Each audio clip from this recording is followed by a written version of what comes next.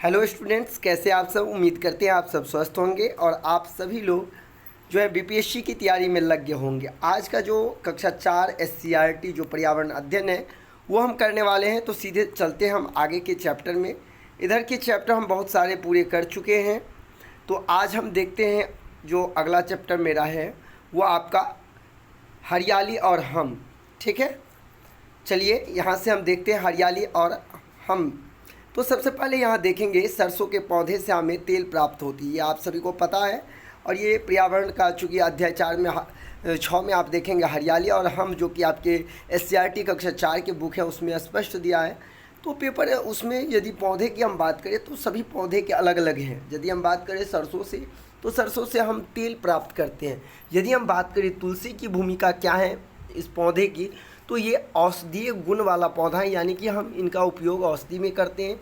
वही यदि हम बात करें पीपल की तो ये एक छायादार वृक्ष वाला पेड़ होता है। और सबसे अधिक यदि आकार यदि करे छेकने वाला तो ये आपका क्या है, पीपल का ही पेड़ है। ठीक है, अगला पॉइंट है पेड़ हमें ऑक्सीजन देते हैं जिससे हम सांस ले पाते हैं तथा कार्बन डाइऑक्साइड को अवशोषित करते हैं जिससे वातावरण शुद्ध। यानी कि यदि हम बात करें पेड़ के बारे में तो अवशोषित करने की बात करें तो कार्बन डाइऑक्साइड वो अवशोषित करते हैं, यदि छोड़ने की बात करें तो ऑक्सीजन छोड़ते हैं। अब है उपयोग इमारती लकड़ी, यानी कौन कौन से लकड़ी, यदि हम बात करें इमारत बनाने में हम कौन कौन लकड़ी का प्रयोग करते हैं तो जो मजबूत लकड़ी होते हैं। ठीक ना, अब देखिए सरसों का और ये सब का यदि पौधा रहे तो क्या इससे हम इमारत बना सकते हैं? नहीं, वो लकड़ी जो मजबूत होते हैं जैसे आपका शीशम हो गया, शौगान हो गया, महुआ हो गया, चीड़ हो गया, इन सब का उपयोग हम लोग क्या करते हैं इमारत बनाने में, या फिर हम कह सकते हैं इसका उपयोग जो है लकड़ी के बहुत सारे जो वस्तुएं बनते हैं उनके प्रयोग में हम करते हैं। ठीक है, आगे है साग सब्जी। तो साग सब्जी जो है हमारा जो शाक के अंतर्गत आते हैं, तो उसमें आपका साग, बथुआ, चुलई, मेथी, भिंडी, ये सब क्या है साग सब्जी के अंतर्गत। अनाज की हम बात करें तो मक्का, गेहूँ, चावल, और इससे आप पढ़े भी थे पिछले क्लास में कि जितने आपके अनाज होते हैं इसमें क्या पाए जाते हैं, तो कार्बोहाइड्रेट पाए जाते हैं। उसके बाद यदि हम बात करें दाल जिसमें प्रोटीन पाया जाता है, आपको पता ही होगा, तो उसमें आते हैं अरहर, उड़द, मसूर, मूंग, चना, ये सब आपके क्या है दाल है। और दाल में सबसे ज़्यादा प्रोटीन पाए जाते हैं। ठीक है, सबसे यदि पूछ दिया जाए किस में ज़्यादा प्रोटीन, तो आप ध्यान रखेंगे सबसे ज़्यादा प्रोटीन सोयाबीन में पाए जाते हैं। आगे है एशिया में सबसे ज़्यादा खेती होती है। देखिए यही है एससीईआरटी की खासियत। यहाँ से क्या है, मसूर, एशिया में सबसे ज़्यादा खेती किस चीज़ की होती है, कौन सी दाल की, तो मसूर की होती है। ठीक है, अब आपसे पूछा जा रहा है औषधीय पौधा, कौन कौन औषधीय पौधा है, तो आपके जो औषधीय पौधे होते हैं जिसमें आपका आ जाता है कौन, तो आपका आ जाएगा तुलसी, ठीक है, अमलतरास, अर्जुन, अशोक, कचनार, ये सब क्या है औषधीय पौधा है। ठीक है, बढ़ते हम अगले पॉइंट। फल के लिए तो आप सभी को जानते ही हैं, ये कहना, चूँकि देखिए हम कई बार आप सभी को बता चुके हैं कि पर्यावरण अध्ययन कक्षा 4 का जो स्तर है वो बहुत निम्न है।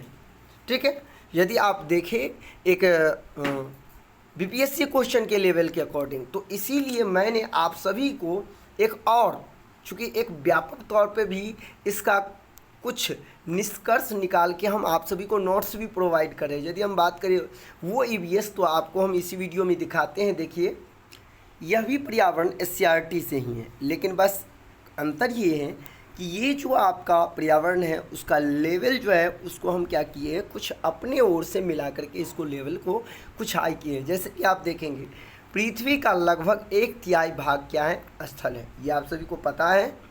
ठीक है, आगे हम देखेंगे सर्वप्रथम 1935 में एजी टेंसले ने पारिस्थितिकी तंत्र की विचारधारा का प्रतिपादन किया था। कौन, तो एजी टेंसले ने। आगे है इकोलॉजी, इकोलॉजी शब्द, तो इकोलॉजी शब्द का प्रयोग सर्वप्रथम अर्नेस्ट हीकल ने किया था। कौन किया था, अर्नेस्ट हीकल ने किया था। ठीक है, आगे खाद्य श्रृंखला ज़्यादा से ज़्यादा 5 स्तर हो सकती हैं क्योंकि प्रत्येक स्तर पर उपभोक्ता केवल 10% क्या करते हैं, संचित करते हैं और अपने शरीर में रूपांतरित करता है, बल्कि 90% ऊर्जा को हानि कर देते हैं।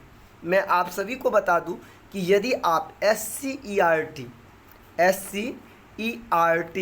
का संपूर्ण नोट्स लेना चाहते हैं, खास तौर पे BPSC कक्षा 1 से 5 तक के शिक्षक बनने के लिए, तो आप यह नोट्स बहुत ही आसानी से परचेज कर सकते हैं। इसके लिए आपको 8873794919 पे संपर्क करना है और यहाँ से इस व्हाट्सएप नंबर पे आप संपर्क करके आप नोट्स परचेज कर सकते हैं। ये नोट्स आपको यदि हम बात करें तो 499 रुपये में मिलेंगे और ये नोट्स आप जो है यहाँ से परचेज कर सकते हैं, जिसमें आपको SST की ऑल, साइंस ऑल और EVS ऑल सब्जेक्ट के नोट्स आपको प्रोवाइड की जाएंगी कक्षा 6 से 10 तक के लिए।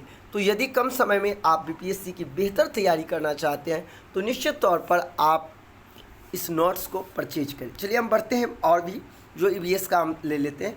उपभोक्ता के द्वारा 10% संचित ऊर्जा के रूपांतरण को लिंडन का 10% का सिद्धांत कहा जाता है। देखिए, उपभोक्ता जो 10% संचित करता है ना, इसीलिए इसे लिंडमैन का 10% का संचित सिद्धांत कहा जाता है। ठीक है।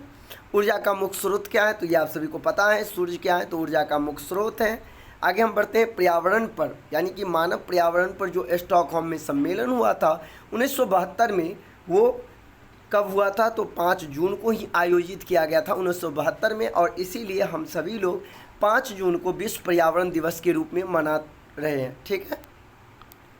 आगे है, इस सम्मेलन में सभी के लिए एक ही पृथ्वी का सिद्धांत अपनाया गया था, यानी कि जितने भी सारे देश इसमें भाग लिए थे सभी के द्वारा ये कहा गया कि हमारा पृथ्वी क्या है, वो एक ही है, और यदि पृथ्वी के वातावरण, पृथ्वी का यदि पर्यावरण स्वस्थ होगा तो कहीं ना कहीं सभी के लिए फ़ायदेमंद होगा, और इसीलिए एक ही पृथ्वी का नारा दिया था। ठीक है। बढ़ते हम अगले पॉइंट की तरफ। इस सम्मेलन में, कौन से सम्मेलन, तो पृथ्वी सम्मेलन, 119 देशों ने भाग लिया था। टोटल कितने भाग, 119 देशों ने भाग लिया था। पर्यावरण के संरक्षण के संदर्भ में अंतर्राष्ट्रीय स्तर पर यह पहला कदम था। कब, 1972 में। कितने डेट को, तो 5 जून को। कहाँ पे, तो स्टॉकहोम में। ठीक है, आप सभी को ध्यान रहेंगे। चलिए हम बढ़ते हैं अगले पॉइंट की तरफ। इस सम्मेलन के उपलक्ष्य में प्रति वर्ष, आपको पहले ही बताया, इसी के उपलक्ष्य में हम लोग 5 जून को पर्यावरण दिवस मनाते हैं। देखिए, यदि आप देखेंगे SCERT के बुक में तो ये स्पष्ट दिया गया है कि 5 जून को पर्यावरण दिवस मनाए जाते हैं, और इसी से इसका लेवल थोड़ा हम कठिन किए हैं कि 5 जून आखिरकार क्यों मनाया जाता है, उस पर एक सर्च करके और तब जा कर के इस तरह की नोट्स आप सभी को प्रोवाइड की जाती हैं। ठीक है। ऐसा नहीं जो लेवल आप देखेंगे कक्षा 3, 4, 5 का पर्यावरण तो बहुत ही लेवल ईजी है, तो ऐसे लेवल के क्वेश्चन नहीं पूछे जाएंगे, इस चीज़ को आपको समझना होगा। आगे है पृथ्वी सम्मेलन। आप यहाँ देखेंगे पृथ्वी सम्मेलन 1992 का आयोजन कहाँ किया गया था, तो ब्राज़ील की राजधानी रियो डी जेनेरियो में किया गया था। कहाँ पे किया गया था, रियो डी जेनेरियो में। इस सम्मेलन में 182 देशों ने भाग लिया था। ठीक है, एक ध्यान रखेंगे, पृथ्वी सम्मेलन हुआ 1992 में, और इससे पहले आप देखिए यहाँ तो 1972 में हुआ था, जो कि स्टॉकहोम में हुआ था। उसमें 119 देशों ने भाग लिया। लेकिन दोबारा यदि हम देखें पृथ्वी सम्मेलन हुआ तो 1992 में। ये कहाँ, तो ब्राज़ील में। उसकी राजधानी कहाँ, रियो डी जेनेरियो में। इसमें कितने देशों ने, तो 182 देशों ने भाग लिया। उम्मीद है जो आप लोग समझ रहे होंगे। बढ़ते हम अगले पॉइंट की तरफ। इस सम्मेलन में पर्यावरण और विकास का एक दस्तावेज जारी किया गया। क्या जारी किया गया, दस्तावेज, जिसे हम एजेंडा 21 के नाम से जाने जाते हैं। अक्सर आपसे पूछ दिया जाएगा कि किस पर्यावरण सम्मेलन में एजेंडा 21 के नाम से जो है जारी किया गया था दस्तावेज, तो याद रखेंगे 1992 में जो ब्राज़ील में पृथ्वी सम्मेलन हुआ था, उसी में ये जो दस्तावेज है वो जारी किया गया। भारत में पर्यावरण संरक्षण अधिनियम 1986 में लागू किया गया। पर्यावरण संरक्षण कब लागू किया गया, 1986 में। आगे हैं, भारत में चिपको आंदोलन की शुरुआत 1937 में उत्तराखंड के गोपेश्वर शहर के रैनी नामक गांव में हुई थी। कहाँ से, रैनी नामक गांव में। ध्यान रखेंगे इस चीज़ को। आगे हम बढ़ते हैं। इस आंदोलन के प्रमुख नेता कौन थे, तो आप सभी को पता है सुंदरलाल बहुगुणा थे। और इस आंदोलन में महिलाओं पेड़ से क्या करते थे, चिपक जाते थे। यदि ये पेड़ है तो इसके चारों साइड से महिला चिपक जाते थे, जो इस पेड़ को किसी तरह रोका जाए, पेड़ को कटाव पर जो लगातार पेड़ की कटाव हो रही थी, इस चीज़ को रोकने के लिए। उम्मीद करते हैं कि इसी तरह हम आप लोग को अपडेट करते रहेंगे। और भी आप देख सकते हैं किस तरह से पर्यावरण का संपूर्ण नोट्स और एक व्यापक नोट्स आप सभी को दिया जा रहा है CTT सक्सेस क्लासेज की ओर से। तो यदि आप चाहते हैं SCRT के संपूर्ण नोट्स हम ससमय प्राप्त कर ले और एक तैयारी को बहुत ही मजबूती के साथ हम करें, तो निश्चित तौर पर आपको ये नोट्स ले लेना चाहिए। और इसके लिए आपको करना क्या है, हमारा व्हाट्सएप नंबर 8873794919 पे आपको संपर्क करना है और यहाँ से आप नोट्स जो है वो परचेज कर सकते हैं। मिलते हैं नेक्स्ट वीडियो में, अभी के लिए बस इतना ही, धन्यवाद।